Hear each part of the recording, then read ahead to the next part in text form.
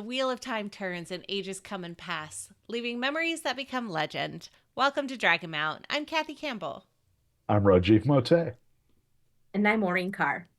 And we are here for season 3, episode 2 of The Wheel of Time, and I'm so excited. Let's go. Woo! All right, so we're going to talk about episode 2. This episode is called A Question of Crimson. This episode was directed by Kieran Donnelly, and it was written for television by Catherine B. McKenna. All right, so this episode is where everyone separates. So even though the first episode we talked in chronological order, this one we are going to be jumping around. So we are going to start with the cold open, and then we are going to head into the journey to the waste, and then to the two rivers, and then to back to the tower with all of the joy that's going to take part in the cold open. Let's get into it. Let's go. There's a little thing that says Andor 20 years ago. I gotta say, I want to know what font this is because it's really, really pretty. It's very elegant, but like not overwhelming. So I really appreciate that. It's easy to read, which is also good because I know sometimes the font that comes up on things is difficult to read. But you see someone who we know is Morghese. She's very pregnant with assumedly Elaine, and she's taking the throne of Andor. She is becoming queen and has had some help from Elida, who we also see, as well as two little boys who are so cute. And Morghese has won. Grow up to be such doofuses. Yeah, such doofuses. Very hot doofuses, but such doofuses. But the war is over, and it's over because Morghese has won it.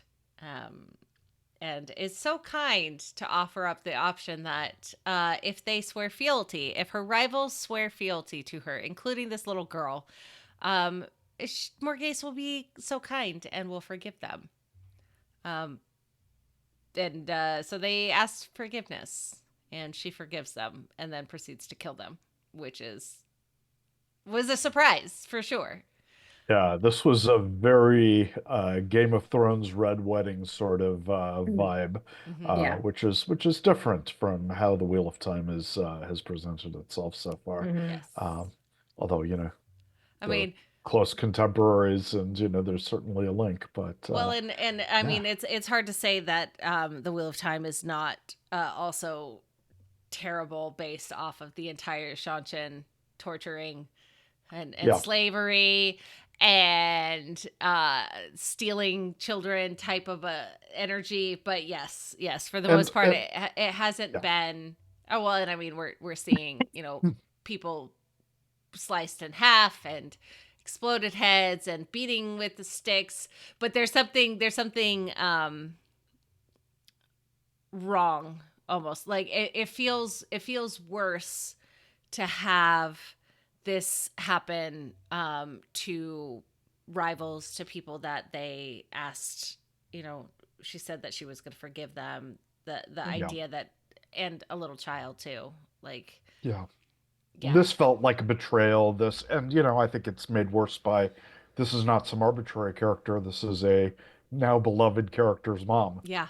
So what does that make us think about what Elaine is going to become or is? Or what are her influences? Well, and too, you have the whole idea that I think the little girl says the person that kills her is her brother, because she shouts out, I think she says, oh no, brother, like, oh, this is sad, like, don't do this, brother, something like that. And again, let me clarify that we are lucky. We are so thankful that we are lucky enough to get screeners.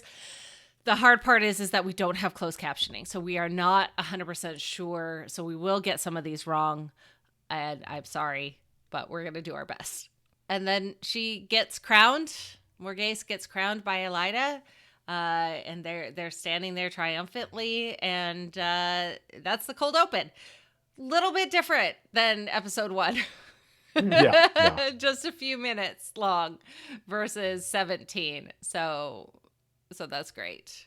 although arguably almost as violent. Yeah. So Yeah, I yeah. was gonna Yes. say. Um, Yes. Yeah. Lots of blood still. Yes.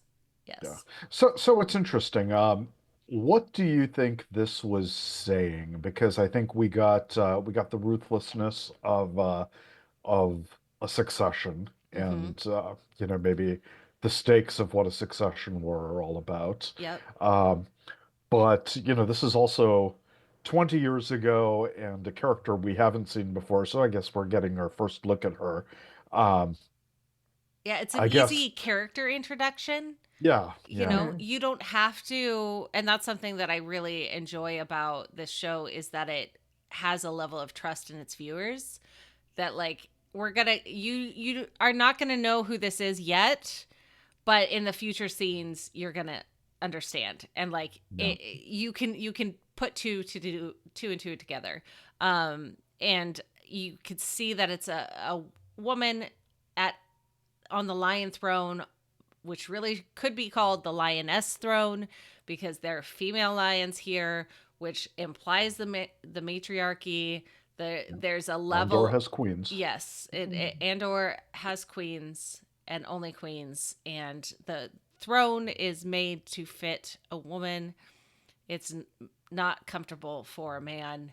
Is where what they talk about in the books, and then you're also introducing Elida, who is an advisor of some sort, and we're going to learn a little bit more about her on this in this episode. And it's just an easy way to introduce these new characters in a way that does not need to be boring. Yeah, Yeah. they're memorable. Yes, yes, very They're memorable. memorable. We know they're ruthless. We know that they are ruthlessly adept at politics. Hmm. And this really is an episode about politics. Yeah, Hmm. yeah, it Yeah. really is. It really is. And you're tying into the title with Crimson. Everyone in this scene is wearing red, basically, Mhm. because that's the color of Andor, red and white. And it just kind of lays it all out there, just to say, hey, this is where we're starting. This is what's happening. So get ready. Let's head to the Yeah. waste with Avienda and Lan and Rand and Moraine and Egwene. They are traveling across the spine of the world, which is the huge mountain range that separates the quote unquote wetlands with the Aiel Waste, which is the big desert that the Aiel live in, that has created their personalities and their culture um, significantly. And then they're Avienda knows that she's the only Aiel here, and the rest are not, and so she's going to be kind enough to allow them to rest. And what do they do while they're resting? Well, Lan and Rand are going to play with swords, Of course. which is so restful. I don't And again, this understand. is yeah, this is one of those things that we had talked about that Rafe said, uh, yeah, you're gonna see these things that people want from the books, but Mhm. not in the order that you had expected. So a lot of times we were talking like last season, Rand was supposed to be a blade master by the time he confronted High Lord Turok of the Shanshan, and well, he didn't need a sword at that Nope. point. But you know, uh, people were wondering, oh, is that going to drop? Is he not going to need sword fighting? Is he not going to Mhm. have that particular relationship with Land? Because that is really how those two men bonded, is Mhm. over the sword. And I really liked how this sequence of scenes, this episode, uh, kind of showed them it's not just learning how to sword fight. Lana's being there as a support, Mhm. as a, do you want to talk about it? No, Right. I just want to fight right now. I want to move my body. Hmm. And, it has another character where we know that Rand has this power that he's going to be forced to use, that is going to drive him mad. That he can't control right now. Last episode, he had this rapturous look when he couldn't release the Yeah. power. This is a physical discipline. This is a martial art. This is a way of Rand being able to control himself, center himself. So he is taking from all quarters, and he's becoming a better human being Yeah. uh, by learning from all of these different mentors and what they have to teach. Yeah. Uh, And I love that. I love yeah, that so It's much. also very slow movements, like Tai Chi almost. yeah, So not yeah, like they're actually like fighting, Yeah. sparring, but just more like methodical and yeah, soothing Let's get and some body memory so that yeah. yeah. your body will do what Muscular it needs to do. control, Yeah. Yeah, absolutely. exactly. Yeah. No, it's a martial art. He's Hmm. learning martial arts, and that is such a wonderful way of centering yourself and being in control of yourself. Yep. And that is what Rand needs Yep. when Yep. everything Yep. is out of control. Exactly. Exactly. And while the boys are playing with swords, Egwene and Moraine are having a moment because Egwene has fresh bruises. Moraine is asking if Rand is hurting her, but of course Yeah. it's not. Egwene is having nightmares, and they're just appearing. They're Did, fresh and they're just did you saying, get the sense that she was implying that she was hurting herself? I don't know. I didn't get that. It was, yeah, Yeah, it was a weird statement, and it's Huh. meant to be weird. We're going to learn more about it, but Uh-huh. yeah, you know, did Rand do that to you? Is he going mad? That's a horrible and extraordinary thing to say.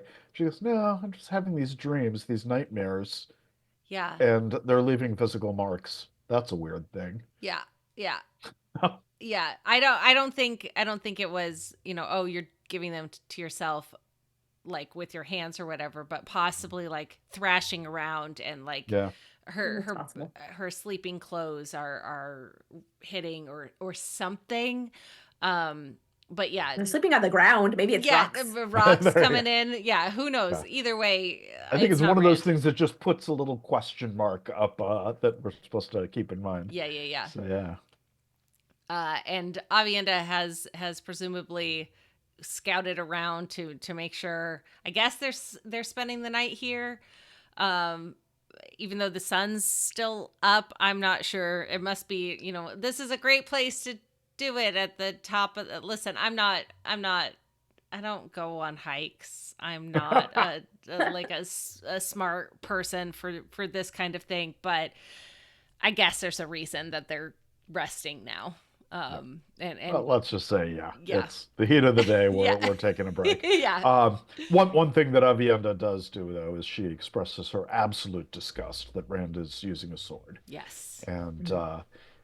it's not for the reasons that maybe Moraine would express disgust of that. In Aiel culture, swords are taboo, and Yes. she very much wants him to be, as the Kara Karn, he has to understand the Aiel. He has to accept them, sympathize with them, be basically their advocate and guardian Yeah. because he's going to be the one who's going to take them out and you know, Yeah. be their leader, be their chief of chiefs. Yes. Uh, And it's not this, oh, you're going to save everything. There's not the Aiel have a very rough life. The land that they live in is constantly trying to kill them. And so it makes sense that their prophecies also are not super happy go lucky. The prophecy of the Carter Karn means that only a remnant of a remnant will survive. Um, yeah, Rand is going to save and destroy the Aiel at the same time. And that's not the normal prophecies, that Moraine and even Egwene are used to.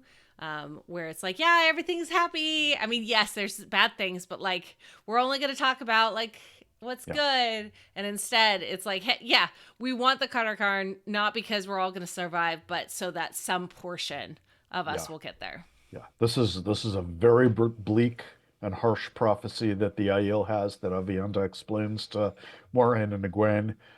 They are not. This isn't something that they receive with joy. Yes. This is something that they receive knowing that it is the least of a whole host of bad possibilities that could happen. Yep. We could be utterly annihilated, or a remnant of a remnant can survive if we follow Rand, and he's going to destroy us otherwise. Yes. I mean, the rest of us, he's going to destroy. But they are so honor bound to do their duty. Yeah. And we learned a little bit about this in season two. I think we're gonna learn about it more, but Jieto, the honor and obligation uh, sort of ethos. It's a cultural thing that they take very seriously, and that has bound them up in this prophecy as well. They will, like we talked about with the previous episode, there's this balance between what you want and what your Yeah. duty Yeah. is. And for the IL, it's all duty. Yeah. Uh, Everything is yeah, every interaction, every piece of it, everything is all about duty. duty or He annihilation. duty. Yeah. All right. Okay, so night falls and Egwene is having those nightmares again. Renna is torturing her, and it turns out that Renna is actually Lanfear doing the torturing. But Egwene manages to escape this nightmare and ends up meeting a strange woman in the waste who tells her that she doesn't belong here and then makes her wake up. Yeah. And the little special effect when she escapes Yeah. from Rena Lanfear's choking her, uh the kind of we'd been talking about it like Thanos in Infinity War where everybody disintegrates. That's on the posters too, right? Yes. Yes. So this But is what it is. It's dematerializing in your dream and reappearing somewhere else. yeah, yeah. This sort of traveling idea in the dream, and um, something's weird with these dreams because that's where the bruises are coming from. You're meeting people that you don't know because she doesn't know this Aiel woman, and it wakes up, gets woken up, and but Rand is not awake yet. In fact, Rand is in his dreams and is with Lanfear again, back at the inn in Kyron, and they're hanging out.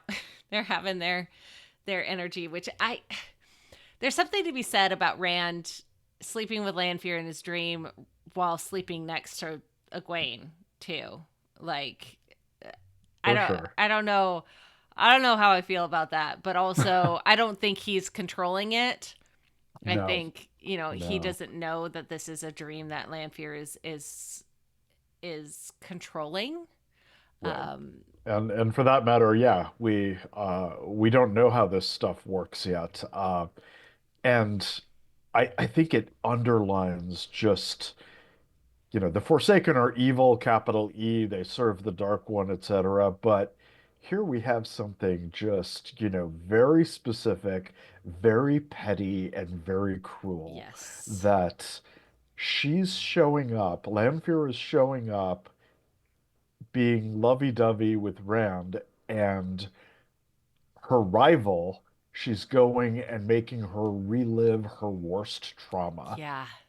night after night, apparently, and it Constantly. leaves marks. Now, how evil is that? That Yeah. is That's pretty that evil. is a specific, targeted, not evil like a She is a Doctor Doom Forsaken. evil. He is someone this is a personal evil. Yeah. This is Forsaken level energy. This is very personal and very Forsaken, like very evil. And Lanfear is using this also to try and figure out what Rand is doing because she wants to control him, but he is not going to be controlled. Um, and she wants to help him, but he's being a little bit smart here and is not gonna tell her really what's going on. And so Lanfear basically says, "Hey, you Egwene is not for you. Like Yeah, she is going to hate this darkness. She can't handle yeah, this. I can clearly because yeah. I am amazing and I am also evil. Well, So this is an echo of season two with one of the most I think weirdly touching moments yeah, when Lanfear was acting like Celine, yes, um, where Rand was afraid of what he was, and he knew what he was, and Celine told him this is something he needed to hear, that I'm not afraid of you. I accept all of you, Yeah. Mhm. what you are. And Mhm. that darkness that's inside you, that thing that you're afraid of, it doesn't scare me, and I will be with you. Yeah. And he needed that so badly, and that created such a bond. And now Yes. we're seeing a darker twist to that. Yeah. She's using it as a wedge, saying, Yes. hey, Mhm. yeah, that girl you're with, no, she's not going to ever accept you like I accept you. Yep. And she is really kind of saying, well, that dark part of you is good, actually. So, Yeah, let's you know, embrace this. let's embrace it. Let's make this work. The next little bit that has to do with the waste is Maureen and Rand are talking, and Rand is talking about why he's using the sword and why he's doing this, and the fact that it is something that he can control, and Moraine is afraid, is under.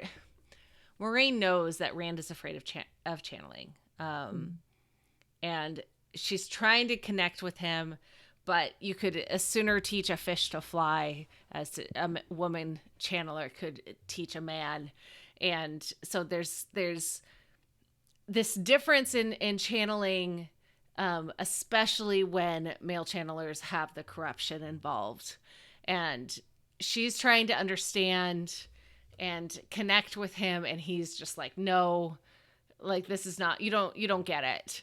And this whole idea of you have to embrace the bitter and the sweet so you never forget which is which is a really powerful way to like, you need to embrace this, like you need to figure out what's going on, and how to handle this so that you can like figure, like don't be afraid, because you're going to need to channel. There's a reason that the Dragon Reborn is a channeler, is a male channeler. Like this is something that needs to happen, so you need to start practicing. You need to not be afraid of it.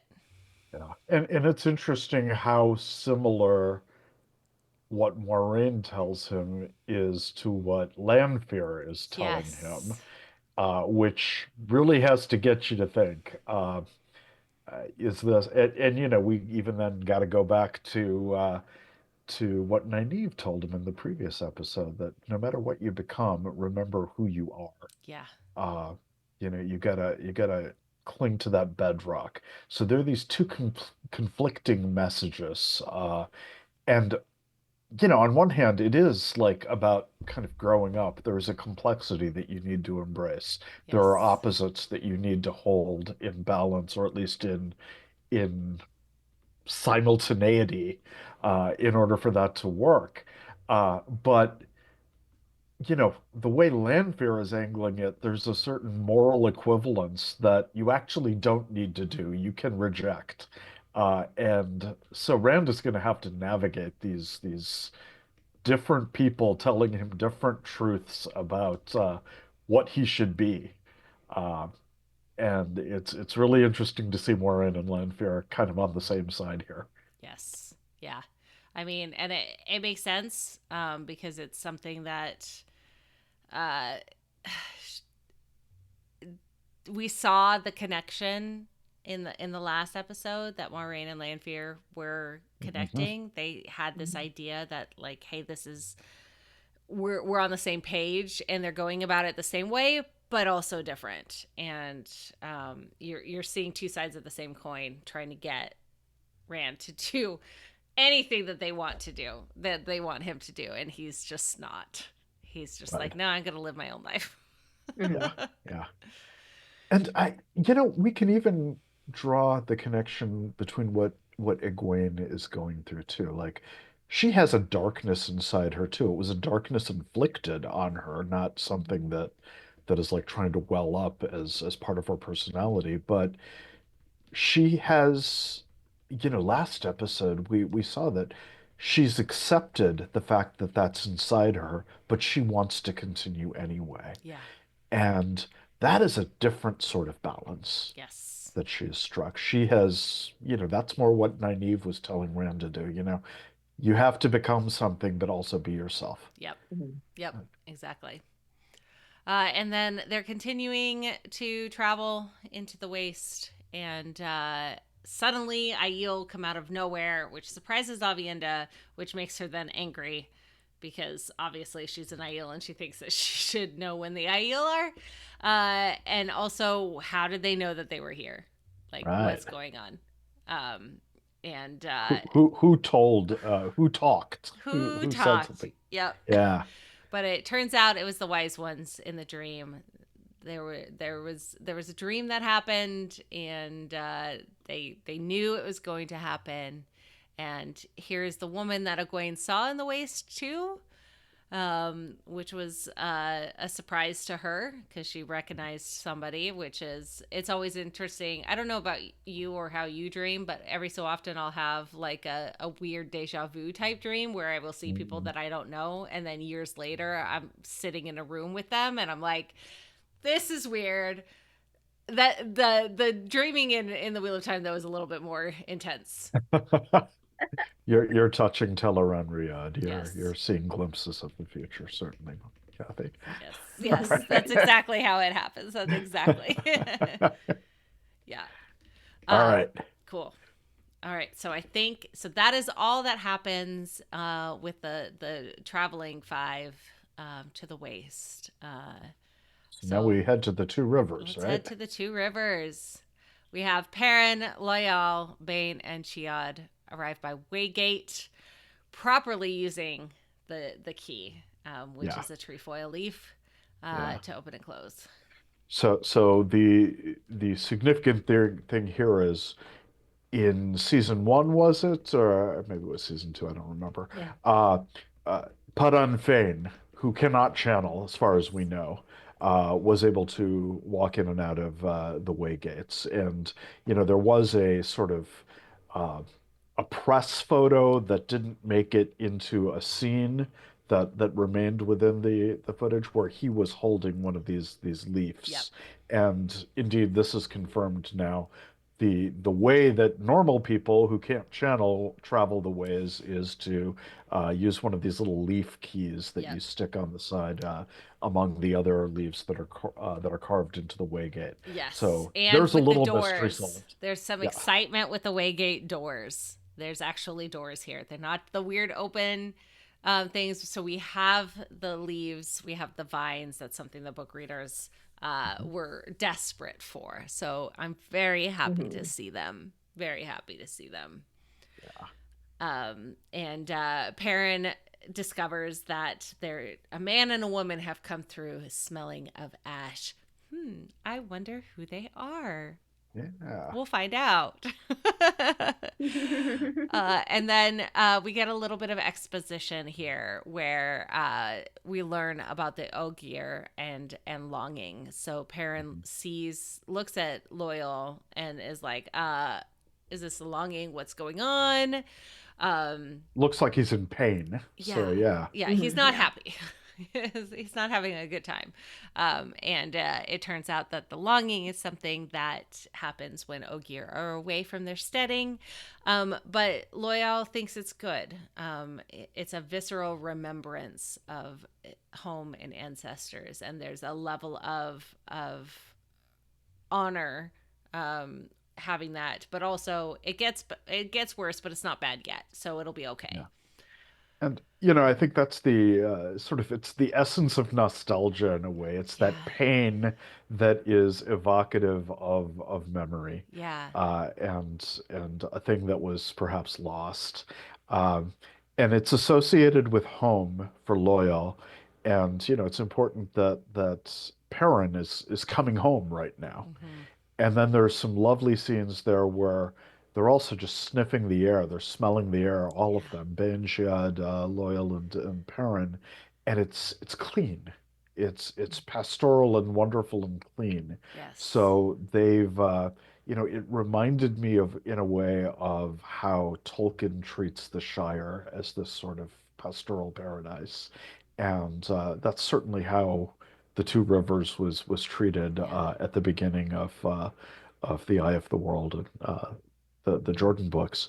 So we're getting that evocation there, uh, and then there's another evocation that comes a little bit later. But let's get there.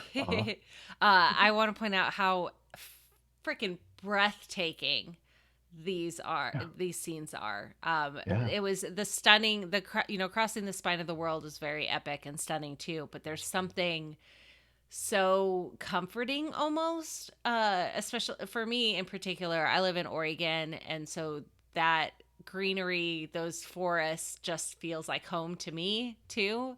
And I'm so glad that we got to see some of these beautiful drone shots, of just like the most epic landscapes. I want posters of them on my wall. I And want we saw the prints. river where Egwene had her initiation test and Yeah, floated in. And Yeah. it's it I feels like can't home. tell how much. Yeah, it does feel like home, and I don't know if it's Hmm. just like me having watched these episodes over and over and having a familiarity with them, but or I think that is a thing that they brought together, Yeah. and they brought it together well. That this is back to the beginnings. This is back Yeah. to episode one Yeah. and the pastoral beauty that we had there, and now we're revisiting it. We've Yes. come home, Hmm. and it feels like that. Yes. Hmm. And it feels like home, but it's a different home because, of course, in the first season, the Two Rivers got completely destroyed. Yeah, And it has now been rebuilt and destroyed mostly by Moray. mostly by Maureen. Yes, yes. Listen, she was doing her best. She Yes. was trying really hard. I the rebuilt city though, it's so freaking cool, I have to say. So I was lucky enough when I traveled in Prague. This was a set that we got to go onto, and it feel that's also probably why it feels like home, because I walked Hmm. around that area. I walked around in the That would be blacksmith wonderful. Yeah. space, and Hmm. it was exactly how it looks in the show, and it felt so real. It helped that there were actors on set, like on the there, that were being Two Rivers people. So there was basket weavers, and there was parts of Two Rivers Tabak that you see, and smoking fires, and blacksmiths were running, and it just felt so cozy and glorious, and it was really neat. And so I'm so glad that we have almost a little tour of it, as they come home, as Perrin gets home. It's a little bit different for him, but it's still the same. But what isn't the same is the white cloaks that are riding Right. through Two Rivers, which is not normal. And so when you're a child and you maybe leave your hometown for college or for a job or something, and then you come home, it's the same but it's different. And this is very, very obvious that it's very different, because Yeah. here are some Yeah. white cloaks. Yeah. And this brought to mind for me my favorite scene in the Lord of the Rings books, which didn't make it into the films, but there's a chapter, The Scouring of the Shire, which is also a homecoming. You come back to that pastoral paradise that you had to leave, and your reward is being able to come home. Yeah. But there is a snake in the garden. In the Lord of the Rings, Saruman is set up shop there and is making things horrible, and things need to be set right. Here we have the White Cloaks, and Yes. we know why the White Cloaks are there already, because in season two, uh, Perrin was known by the place he came from, the Yes. Two Rivers, and that was his name. And last episode we saw that we were reminded that he got into a fight and he killed a leader of the White Cloaks, Yeah. Geoffrey Bornhold.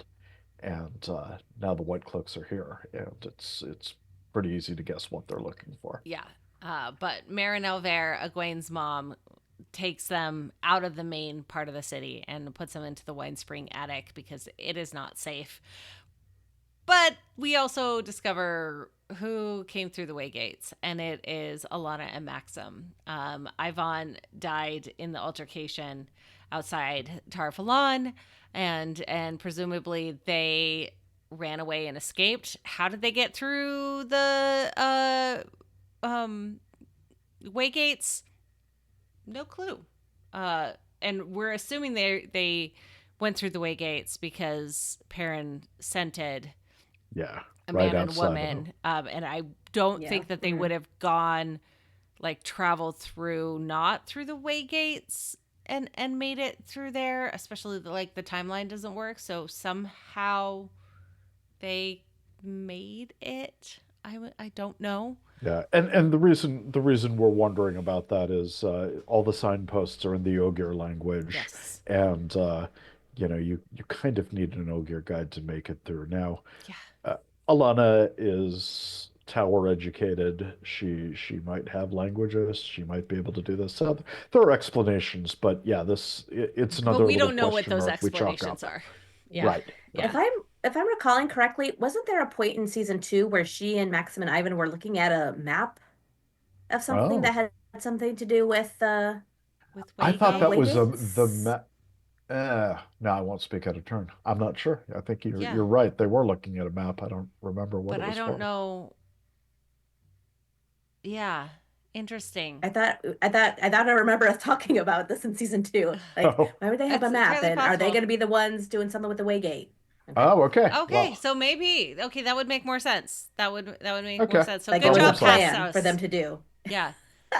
Okay, that could Mystery solved. like a maze, basically. You take your first left, the second right, Yeah, something etc. like that. Yeah, something like that. Okay, that could Yeah, that could make sense. yeah. And And now the dark wind of exposition is didn't hinder either party, so yes, that's good, I yeah, guess. yes, that's Much good. and shun, of course, that haunts the walls. Yes. But here we get confirmation that the White Cloaks are searching for Perrin, for that murder. But also, we learn that the Trollocs are still here, and the White Cloaks are being so brave and protecting them. It's so great to have them here. But, you know, why aren't you fighting? Because the Aiel, who, of course, are here, and they're just kind of like sitting back and watching all of this happen. But they tell Mr. Salvaire that they should fight. Like, why aren't you fighting? And Egwene's mom is just like, what can farmers with pitchforks do?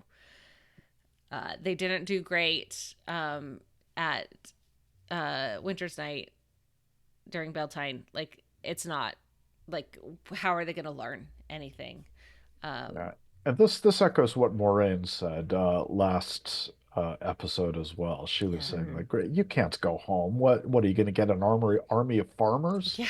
Uh, so everyone's kind of dumping on the Two Yeah. Rivers folk, but Loyal reminds us when they arrive here that this was the site of Manetheren or Manetherin, Yeah. sorry, Mhm. uh, and that was a great nation where there were farmers who picked up their pitchforks and held off the Trollocs for days. Yeah. Yeah. They fought tooth and nail to the bitter, bloody end.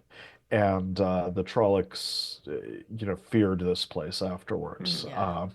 So, there is a history Yeah, that that's says that possible. this happens. And is time a wheel? I don't know. I don't know. Uh, Maybe. But Meryn wants Perrin to leave, and Perrin says no. I'm gonna turn yeah, myself in because then the White Cloaks will not be trouble anymore. And I don't know what the solution for the Trollocs is, but maybe because like if Perrin gives himself up, they'll still stay and protect the area. I don't know. He's not really thinking that far ahead, and no, it's he unfortunate. he leaps to self-sacrifice, Yes. Yeah. certainly, which he does in the books as well. But Mhm. Yes. you know, we're gonna cure him of that soon. Yeah. Yeah, Oh, yeah, just a little bit. But yeah, that is it. That is all that happens in the Two Rivers in episode 2. This episode is I like that the show launches each season with 3 episodes. The second one can be a little bit heavier on like storytelling, like Mhm. exposition based stuff to kind of get the characters where they need to go. And I think that this is just enough Perrin um, to remind you that he's still there, as yeah, opposed to, in other books, book spoilers here. Just a little, not really a spoiler, but there's a book Or he that just Matt does not disappears. show up at all, like Yeah. at all. Which, like, we're gonna make sure that every character is in each episode. Like that's just gonna be a thing. And that's the trick with ensemble shows, right? Yes, It's Yeah. yes, especially when you have these divergent plot lines that happen all over the world. How do you juggle all of that yeah, and keep it all current, especially if you're going to shift to a weekly format yep, from just dropping episodes, yeah, Yeah. altogether. There's a bit of an art to that. Rafe Judkins, the showrunner, did that with Agents of S.H.I.E.L.D. as well. And, a seasonal trope of his was to have, the gang all together at first, and then there are separate missions that take them all around, and then by the end, they converge each with their own, piece of information or technology or power that will come together to solve the problem. So, that's something he likes to do, and certainly it's something I'd love to see happen here, and yeah. probably will. Let's head to Tarvalon, shall we? We shall. We have Elaine doing novice chores. She is scrubbing the floors. But here's a little something. Peeks around the corner to find Varen and Liane plotting, chatting. Yeah. They're Yeah. they're not Whispering in corners. whispering in corners, which, yes, there are a lot of corners in the White Tower, but you're not very good at like keeping these secrets. Like, you have the power to just like channel and be silent. Why are you not using that? And you also have your own rooms. Right. There's so many rooms and spaces that you can be secret. So I don't know if they did this on purpose to let Elaine know, because Yeah. very soon, like shortly after, Varen comes and talks to Elaine of like, hey, your mom's coming. Did you know? Do you hear the music? Like, this is the music of the queen of Andor. So your mom's here. But it's a surprise. Surprise! Mom's here. I will say though that this episode has a lot of people, even unnamed characters whispering in hallways and things like that. And there's to me, that was a visual language for setting things up where, I've been in corporate America long enough that I've been through several companies that have been on the brink of doing layoffs or big reorganizations, things like that. And indeed, in the days and weeks leading up to that, you see people having these whispered conversations in the hallways, and you're walking around, and there's a feel to it that people know something is up, something is going to happen. And I think that's the tone we're setting here in the tower, because what we're talking about here, and it was alluded to even in the previous episode, is Swan's control is slipping of the tower. Things are spiraling out of her control, and everybody's a little bit restless here. And now we have the ruthless Queen Morghese and her Entourage. equally ruthless, her entourage, but her equally ruthless Aes Sedai advisor, Yep. Elida, who's coming in. So let's see how that plays out. Yeah. It starts with Galad and Gawain, her sons. Galad comes out strutting. Gawain is the first prince of the sword. Yes, yes. And they're introduced. And then Lord Gabriel comes in, and is announced, but At first, Lyanna says, "I'm sorry, and then she says, "Oh yeah, I know. Gabriel." And Siwan goes, "Gabriel." Yeah. Hey, you're Yeah. here. It's Our so old good to see friend. you. Yes. But Morghese and Elida don't get the same reaction. Now it's all the panoply of arched eyebrows and side eyes and all sorts of things. So Yes. Smoothing it's all skirts. of that. Have we seen that yet? Yeah, no, I don't think we have. We need to start looking for that. Yeah. For those that don't know, in the books, there's lots of those adjustments. Hair pulling, skirts, like smoothing of skirts, just kind of like these little Sniffing. twitches. Yeah, sniffing. all of the little things that happen.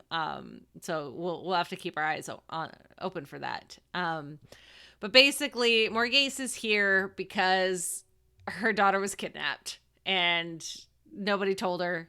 And she's here to be like, excuse me, this is the heir to the throne. She's kind of important.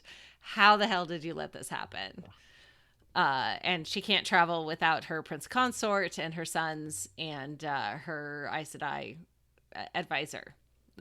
Obviously. And the people who toss flower toss petals. The flower petals. Yep. Yep. You need those girls. Yep. Yeah. Yep. So there's a lot of pomp and circumstance here, and it is very much sort of a pissing match between these two women who probably consider themselves equals, and they're striving for every bit of additional authority with each other. As witnessed by Morghese's epic, like, collar cape thing. Yes.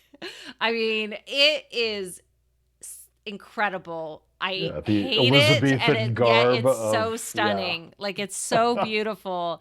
But I hate every little inch of it. But it's gorgeous. Like, I personally would never wear it. But that makes it. I mean, I'm not a queen, so it makes I sense. would. I'm gonna wear it to school Right? next week. So there you go.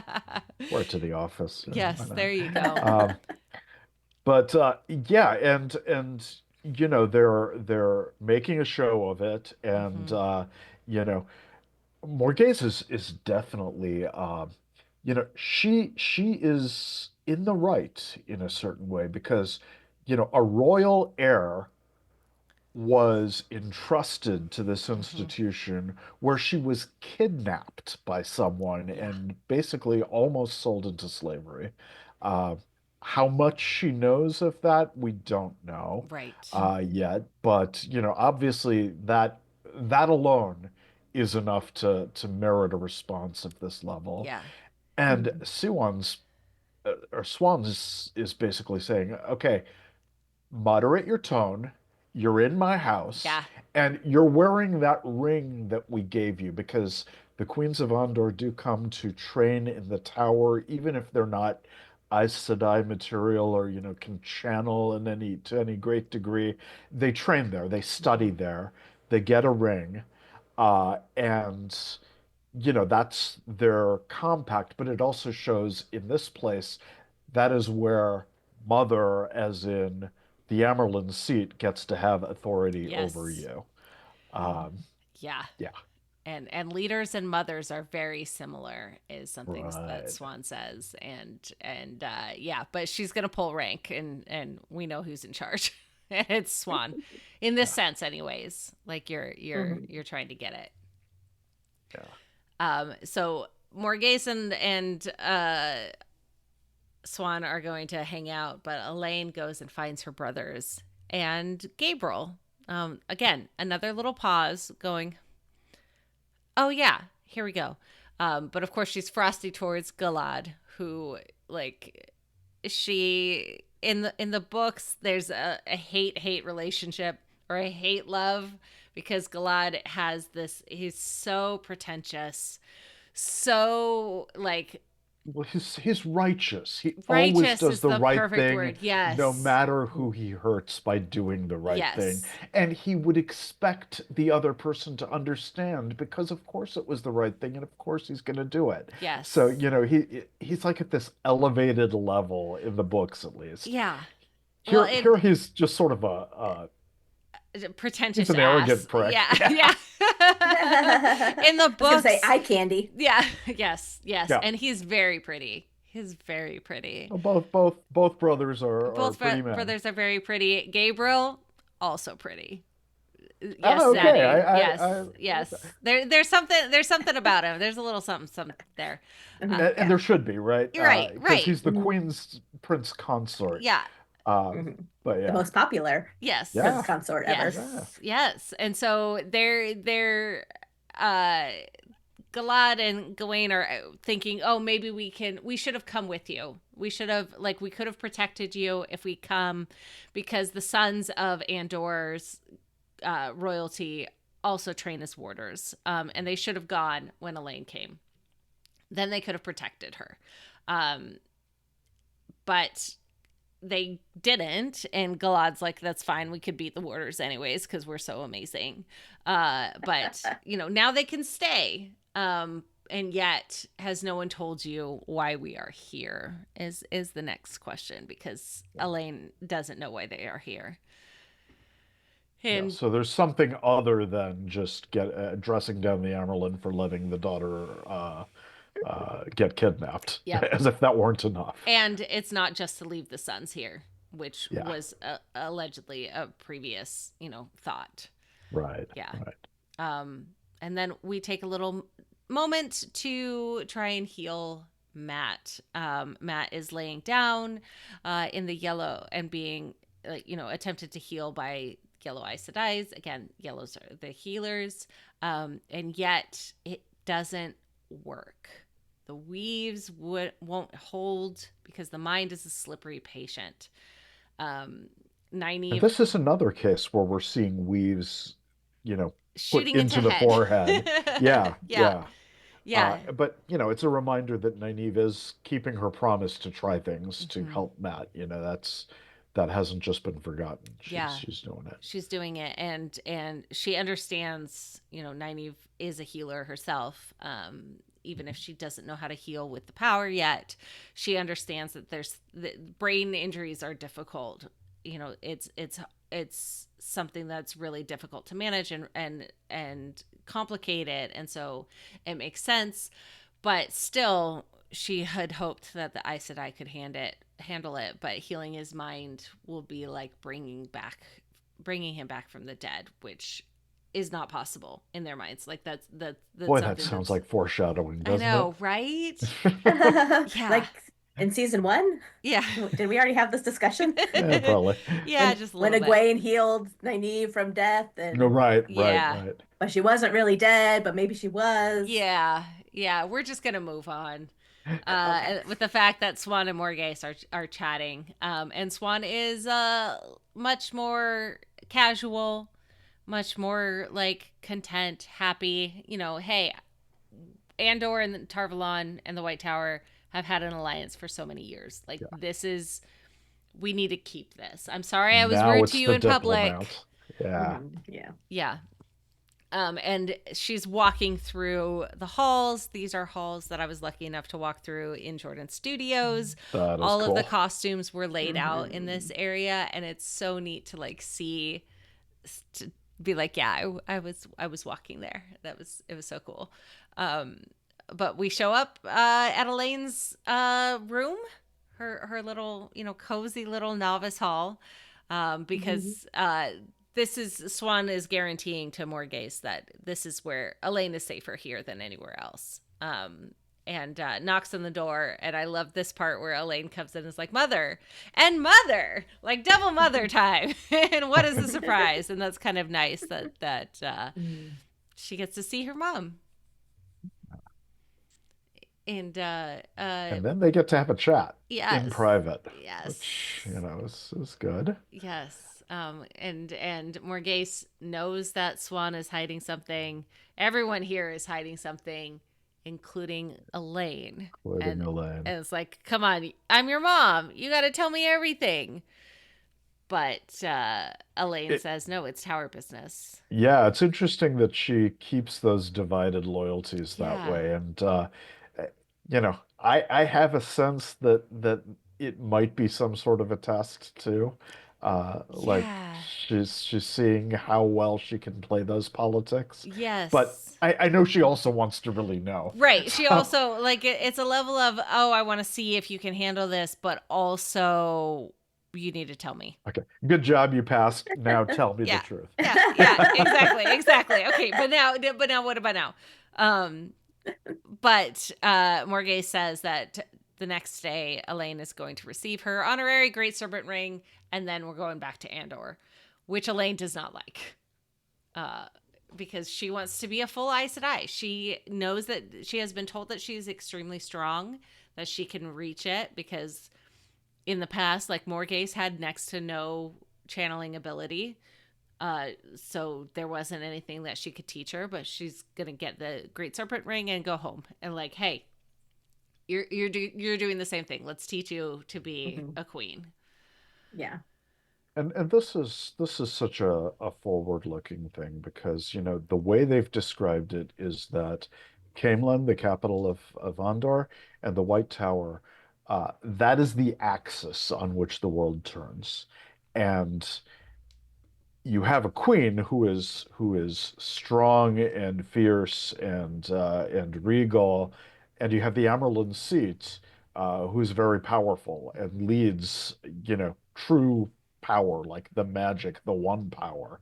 Uh, and now there's an opportunity to kind of put both of those tools in the same arsenal. Yep. And if there's an alliance between the tower and the crown that is also an alliance of equals, that is something amazing to Yes. have. But it requires the courage to withstand these dangers that have already reared their head. Yeah. That Borges does not know the full nature of, and Elaine won't tell her. Yes. And there's a level of, yes, I can't tell you, but also I'm gonna be safe this time. Like all of the Black Aja are gone, so like clearly it's gonna be Yeah. And fine. she doesn't know about, or Morghese doesn't know about the Black Aja Yes. yet. She knows there's a dark friend involved. Mhm. Yes. But Because the Elida fact, and Morghese are they then meet and they're yeah, talking about what they Comparing notes. yes what they have figured out using their contacts because something happened and it's clearly like affected Swan's support and her power, and that the fact that they know that there was a dark friend and that's who took Elaine is enough to show that Morghese knows that there's something worse, because if Swan told her that much, there had to have been something else that yeah, actually happened. yeah. And I think in the books this is made really clear. In the show, I think it's at least implied. Uh, the idea of an Aes Sedai being a dark friend is borderline unthinkable, if not flat out Yeah. unthinkable. And that revelation was a blow, and it is a political blow as well, because if you Yes. can have dark friends among those sworn to defend the light, the Yep. watcher over the seals, the bulwark against the dark one's return, that's terrifying. Yes. All of those safeguards that you put in place with the three oaths to say, oh, the magic won't be used to harm you, the one power that drives the wheel of time. Yeah, we wield it, but we can only use it for good. Yep. That's out the window at Yep. this point. Yeah. So that's a secret. Swan and Varen and Liane are chatting because Elida is clearly leaving no stone unturned. But thankfully she's Yeah. not going to stay long. And so it's going to be okay. They'll deal with it, and then she'll go home. But Swan wants to talk to the seer. Min comes in and reports to Swan she has been acting as a servant in the tower, and able to kind of hear and see and use her visions to kind of get an idea of what's happening, what's going to happen. And she has seen many dead Aes Sedai and warders. And it has not happened yet, because Min does not see the past. Even though there were so many dead, Swan is like, oh, well, it must have been in the past. And it's like, no, this is coming. This is still Yeah. coming. There's a battle that has not happened yet. So there was a horrible internal battle that ripped apart the tower and is causing all of this, trepidation and problems. But it's not over, is Yeah. what Min is saying. Yeah. So Something's going to happen again. big problem. Next up, we get to Matt again, who is this scene just made my heart so happy because it's so Matt. Like it's so incredible, because here's Matt trying to seduce a novice. He's got the horn of Valir. He's showing it off. He's lean over. It's so much bigger than you thought. Let's put your lifts on it. Let's try it out. Hold it with both hands. Yes, hold it with both hands. And then another novice comes in because they want to watch.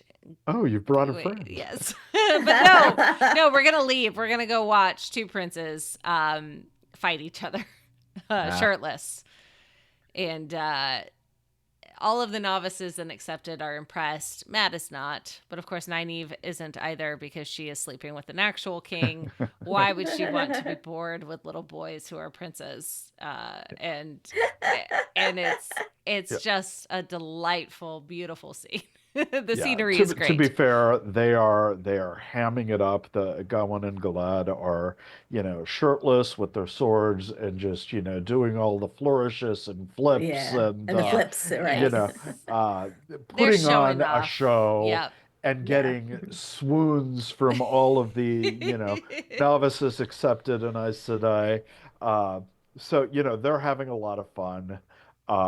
They're going to have a lot of fun. Yep. And Matt is just like rolling his eyes so hard.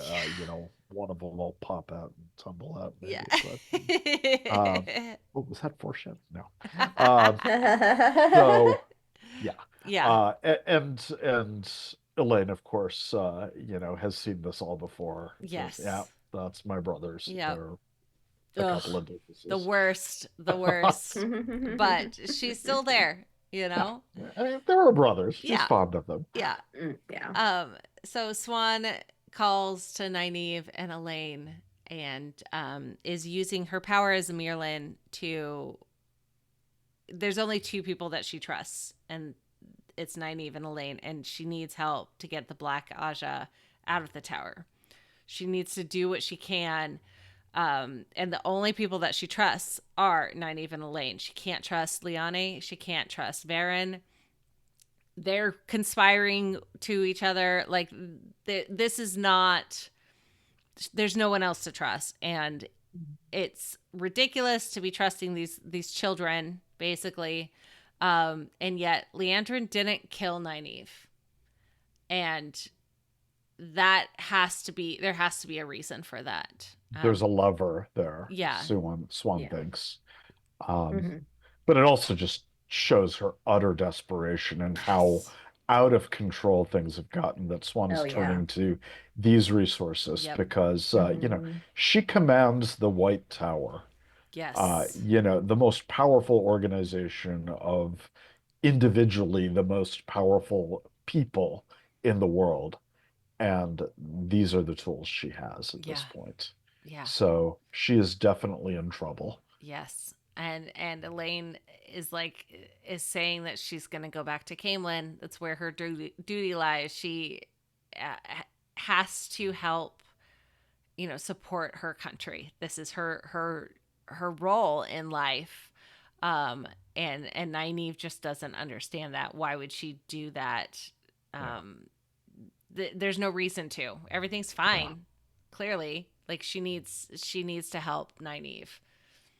Yep. So we've had a couple of different episodes with the themes of duty versus what is your duty? Where are you supposed to go? Yep. Where do your loyalties lie?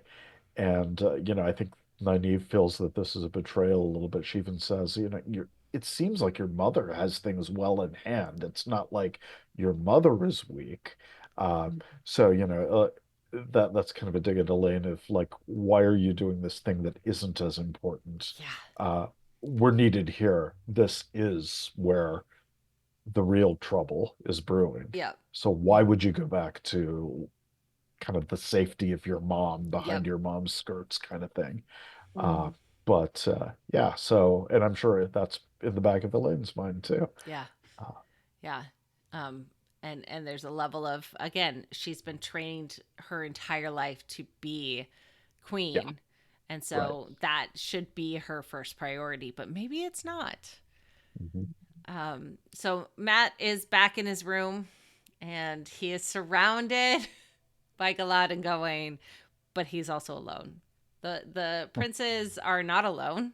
The stone walls are thin in his Yes, room. yes, which is so funny to me. We saw how thick these walls are, at least in the dungeon. Like it's Well, got to be maybe it's a something through the testament to just how loud those two right there guys we are go. with That's what it and their is. friends. Or maybe the fireplaces provide like That's some it. sound That's it. stuff or something. I don't know.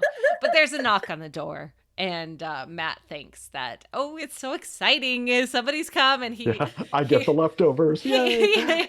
he opens up his robe a little bit and like pets down the hair on Smooths his his chest chest, which is so funny. what Like little there is. I'm desperate to know if these little things were written in the script or if it's something that Donal Finn like created, because it could go either way. Yeah, Like it's lock such that an down as an improv. interview question. Yeah. We'll try. Hopefully, I'll get to talk to him again, and I can ask. But it's not a novice at the door. It's Min, who shuts him down so hard. Will you close your robe? I don't want to look at that. I love their relationship so much. They Mhm. are like just sassy siblings to each other, and it's Mhm. so much fun. And her face as she hears the noise is just priceless, and it's so funny. It's so It's good. just it's great. And Matt is like, I think I prefer my dungeon cell at this point. But Min tells Matt why she is there, and she is bringing her to Swan. Matt is still mad, of course, about Min selling him out To the to Forsaken. the Forsaken, which is understandable. Like, don't get me Yeah. wrong. He's justifiably angry, but yeah, you're right. They have this relationship that is still very, you know, brother sister, kind of teasing each other and getting exasperated at each other. But there's also a real pain Yeah, underneath it. Like she did betray him, and she does feel rotten about that. And Yeah. but they were also, they were a bit of a comfort to each other. yeah, They supported each other in that journey. Mhm. yep, So, yeah, but yep, yeah, he is summoned to the Emerald. She tells him, "Bring the horn," yes, which is good because he doesn't like to be parted with the horn too much. yep. That's his pride and joy right now. Yeah. So presumably he's off to the Maryland, and we're gonna visit Elaine and Gabriel. Um, but first, Elaine is trying on the rose crown. I don't know where her mom is, but Oh, it's sticking. yes, but she's gonna see how it fits. And what I love about this scene is that her wearing the crown was one of the images that was shared out, and the internet went bananas. They're like, oh Yeah. my gosh, she's not the queen yet, blah, blah, blah, blah, blah. And it's like, hold on. You can't tell me that if you were next in line to the throne, you would not try on the crown if you had the option. Like, come Yeah. on. Of course she's going to play with the crown. Like, this is Mhm. just an obvious thing. Um, and she's surprised by Lord Gabriel, who tells her that it suits her. And they are going to hang out and bond together and drink like fish, which is Mhm. how they spend the time together back at home. And Um, he's really a kind of an empathetic and supporting figure for her. yeah. He's saying the things that, they're almost like little co-conspirators. Like, I won't tell your mom about this, but you got this, and Yeah. let's just Mhm. let's just relax. I know things are tough. I know you don't want to leave, um, but then he does reveal, something that actually answers the objection Nynaeve raised. Yeah. Says that, your mom actually, she'll never tell you this. Don't say I told you, but she has some challenges at home, and it's not other houses, rival houses. It's the people. It's the military, the soldiers. She's dismissed her Captain General Gareth Brine, a name drop for the folks who know the books. Uh, and so now all of a sudden, we had this place that's in obvious disarray, the tower, and it's no longer a a situation where she'd be escaping to a much stabler place. Now there's a crisis Yeah. that in Camelin that she's being told about that she would need to help her mother with. So where do your loyalties lie? Now it's become a little more strained. And there's a level of Elaine might not be, if she doesn't go home and help, she might Yeah, not be the daughter heir in the future, that's because right. It could be some other house. if her mom gets taken out, her position Yeah, is done. It doesn't yeah. matter. And our cold open tells us the consequences Yeah. of a succession. Yes. So Good that point. could be a deadly situation. Like Yeah. Elaine wouldn't be safe returning to Camelin if she does it too late. Yep. Yep. Yep. So Yep.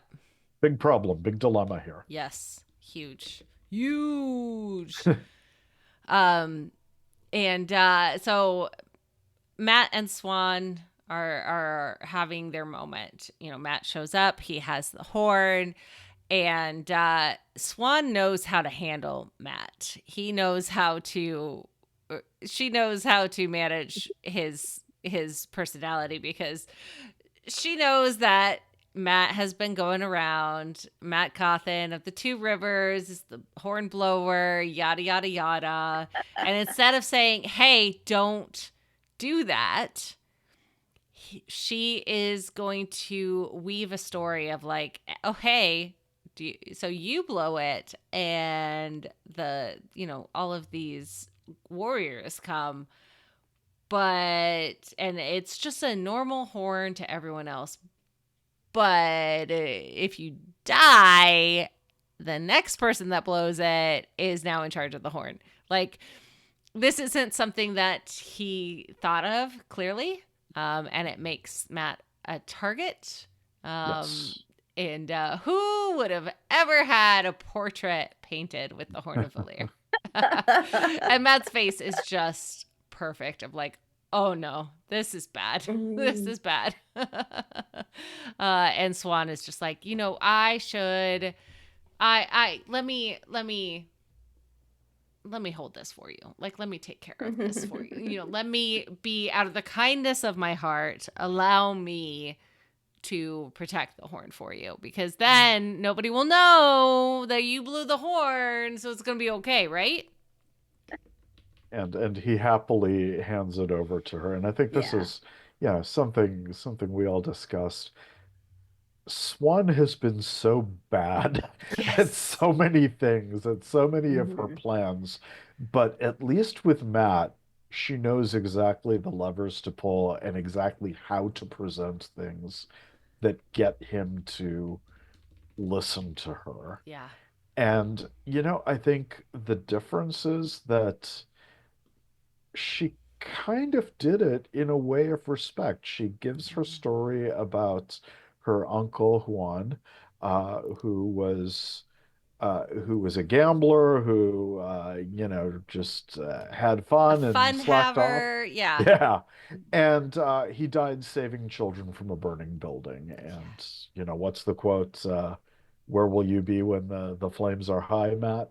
Um, it's like, okay, yeah, you can be all of these things, but I know people like that, and they can come through where it counts. Yeah, those we Are you call going to be that kind of heroes person? only did what they had to do.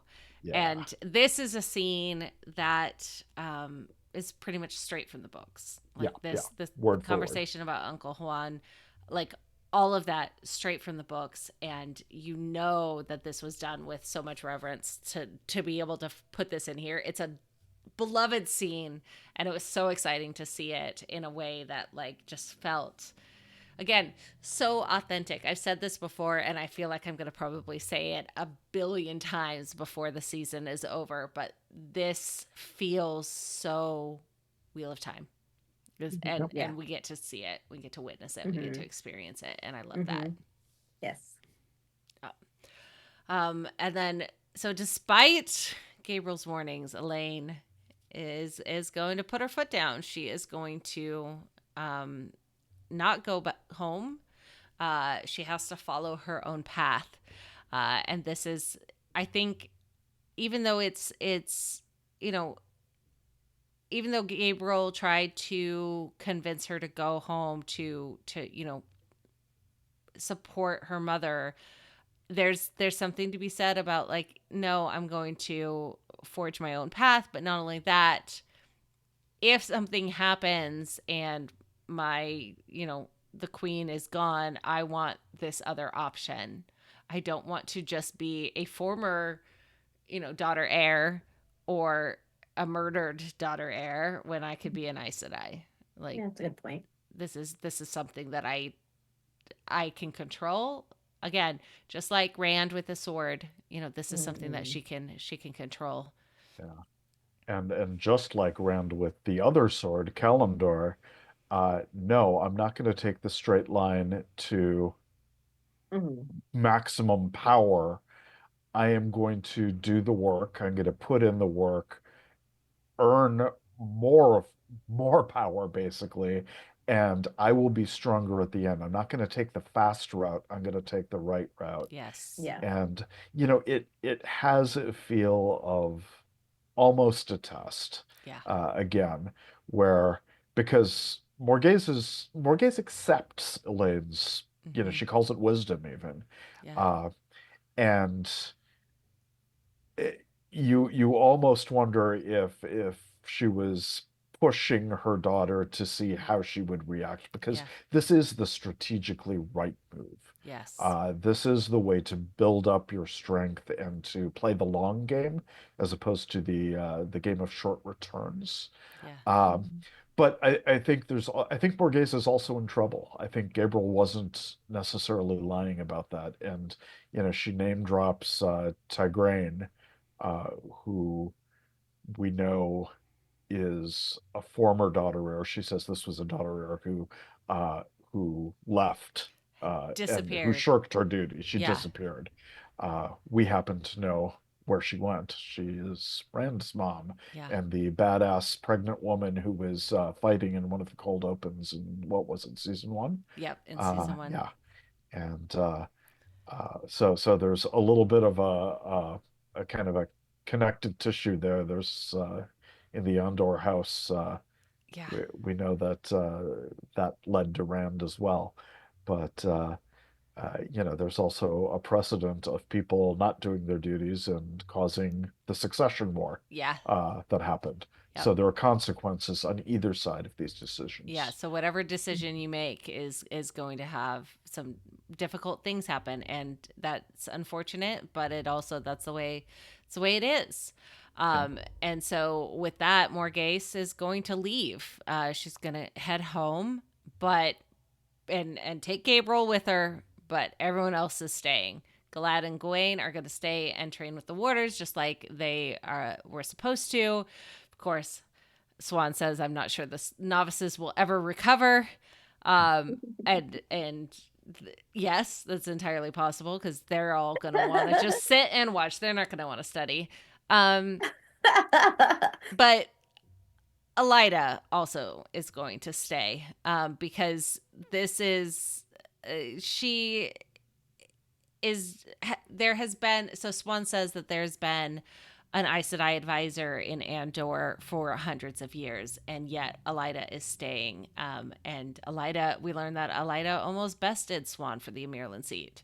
Um, And and Swan's face just drops. yeah, It's this is not a good Yeah. thing. Yeah, we were hoping we would be rid of her by now. She's gonna Yes. cause trouble. She's already causing trouble. Yeah, Oh my and God, that she's was the whole staying. thing of like, yeah, she was digging deep, but at least she's gonna leave soon, so she won't find anything. Mhm. Well, just Yeah, kidding. She's gonna be sticking around.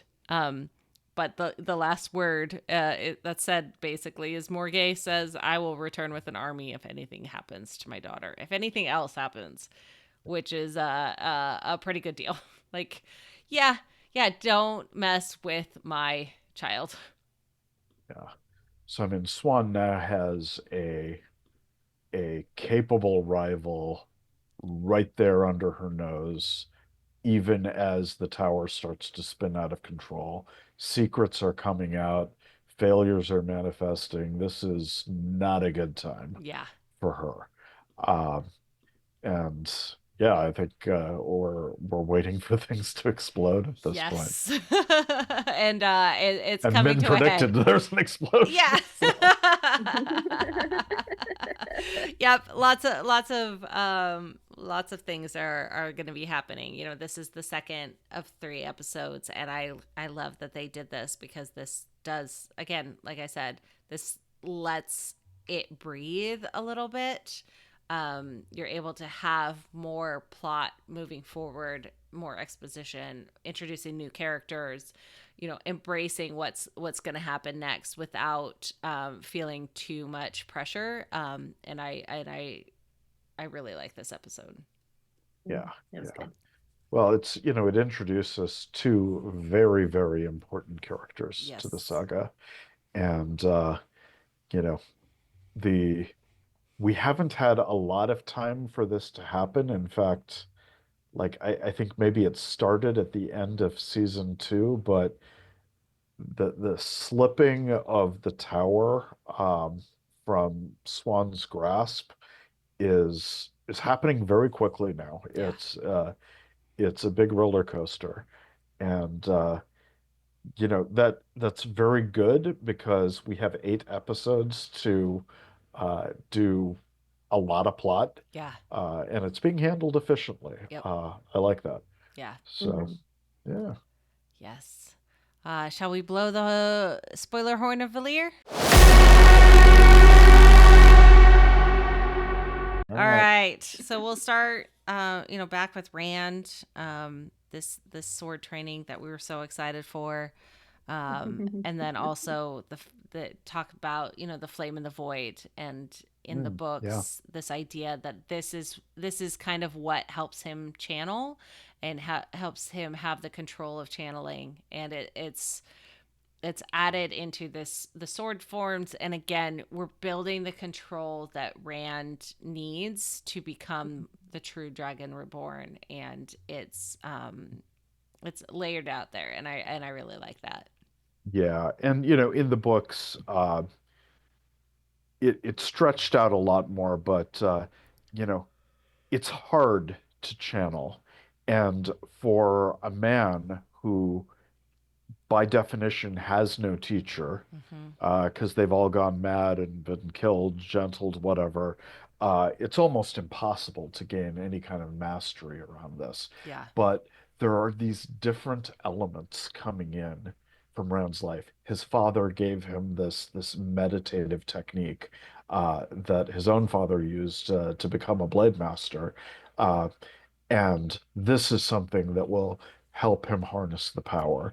Lan is helping him just with physical discipline that is also a mental discipline that will help him master the power.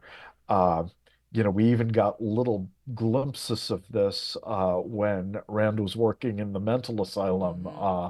last season, and we had an old guy who was a blade master who had taught him a little bit. And then, of course, there was Logain, Yeah. who talked with him a bit, but also said that, you're doomed. There's really no way to stop the madness from coming to you. But, he's piecing together stuff. Yeah. And you can't do it in the way that the books do it just because there Mm. isn't space. Yeah. But Yeah. the way they've translated that is pretty good. Yeah.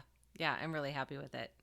Yeah. And I think they're going to try to cleanse Sidene a lot faster Mm. than they did. Yeah. I Yeah, think it's going to well, be the next major thing Yeah. once they yeah, get Kalendor. Yeah. No, yeah, I agree. I agree. Which is great, because let's speed up the slog. Like, let's be yeah. honest. There's so much to cut out. Don't get me wrong. Don't get me wrong. I do enjoy those books. I never really like there's some parts of, the search for Fail again type of a stuff that Yeah. gets really frustrating, but for the most part there's so much good stuff in it too that I really So Yeah. enjoy. good. I Yeah. I've think never we're considered it getting a some good slog. condensation. It looks Yeah. like, Yeah. yeah. I mean, we'll talk more in future episodes, I think. Yes, Yeah. But yes. you know, um uh, yeah, and so there's speaking of future episodes, and these spoilers were there's a lot of name dropping here. We Yeah. have Gareth Bryan, which I know speculation was like, are we going to have him? We may not meet Mm. him, but he's mentioned, and I think Yeah. that's an easy way for uh Rafe and the writers to be like, hey, we know. Come on. Yeah. We know. We know Hmm. what's going on. And of course, Tigraine as well. Hmm. Adding more layers into this, um, the characters and backstory and lore and whatnot, and connecting all of these hundreds of thousands of words into just tiny little sections as much as you can. Hmm. And I think it's important to be able to call those out and Hmm. recognize them, and I like what they're doing. Um, Um, I mean, we should probably talk about Lord Gabriel next episode, not this yep, episode. yep, But book readers, we know. if you watch his actions, I think I felt happy to catch on to the details of what was going Hmm. on, Yes, Yeah. uh, with how they reacted to him, Yeah. and They were subtle, but they were there. yeah, yeah, yeah, yeah, yeah. It was good to be able to catch. It was good to have a Hmm. nod. It's good to be in the know. yes, yes, Hmm. yes. You're Well, rewarded for being in the yes, know, Hmm. I should say. exactly, And Yeah. then, exactly. Yeah. But not at the expense of other people too. And I think yeah, for that's sure. something that's they do so well here, is Hmm. that there isn't a message of, oh well, you don't know, so you don't deserve to know what's happening, or oh, let's gatekeep this information. And I Hmm. think it's gotta be difficult to do, like so difficult, and they're doing it really well. These episodes are being really enjoyed by non-book readers, which is great. And then there's the added little cherry on top for the people that know what's Hmm. happening. Yeah. Yeah, definitely. Yep. So I've got a couple questions about the Trakan family Yeah. because it lists Galad's name as Trakan, not Damodred, Yeah. which Yes. is an interesting take. And so I do wonder about that. Also, when Gawain and Galad are fighting, Gawain wins, not Galad. Yeah. And Galad's like the best swordsman in the whole entire planet. Yeah. So I, Except for your boy what's going on Len, there? but yeah. Yeah. Little things Well, in here. yeah. Yeah, and it'd be easy enough to, well, and to, like, we see, as the babies, the Hmm. young children, and we don't see dad, we don't see Hmm. Morgase's father at all.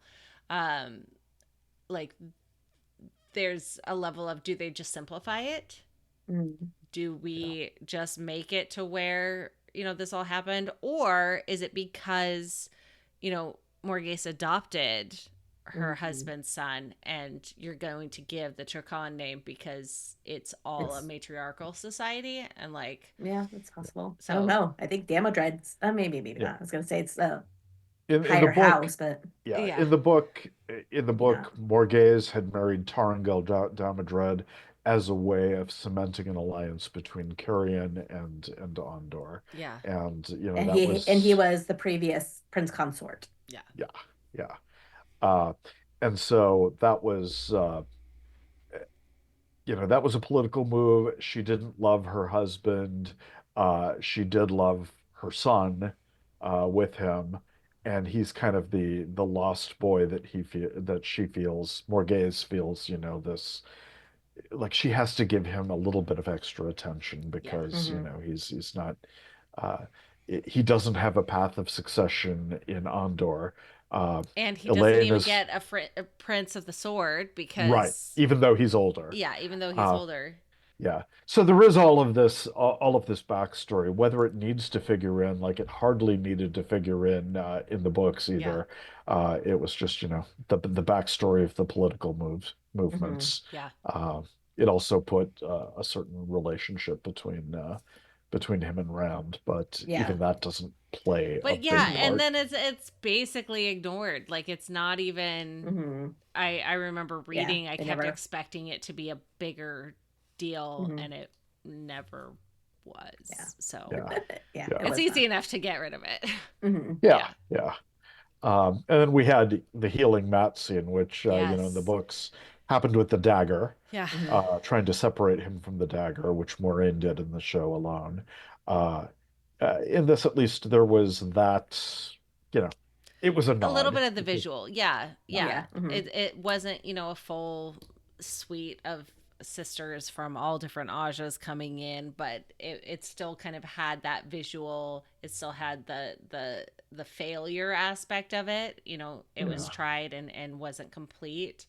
And I think that, yeah, again, like you said, it's a nod. It's a nod Yeah. to what we wish we could have had, but also yes, I know that there will be people complaining, but you can understand it. You can understand where it's coming Yeah, from. definitely. Yeah. Yeah. Mhm.